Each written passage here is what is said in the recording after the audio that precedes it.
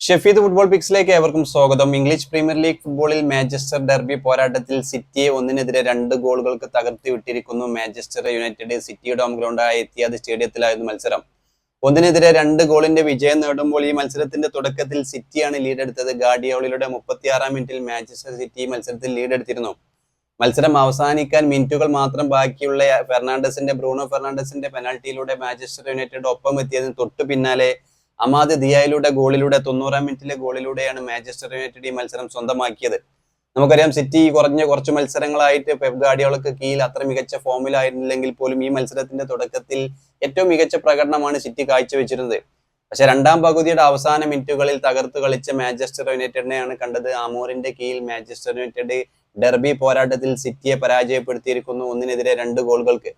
എന്നാലും മത്സരത്തിൽ ഏറ്റവും മികച്ച പ്രകടനം കാഴ്ചവെച്ച താരങ്ങളിൽ ഒന്ന് അമാദ് ദിയാലോ ആയിരുന്നു. കൂടാതെ ബ്രൂണോ ഫെർണാണ്ടസ് ഒക്കെ മികച്ച പ്രകടനം കാഴ്ചവെച്ചു യുണൈറ്റഡിന് വേണ്ടിയിട്ട്.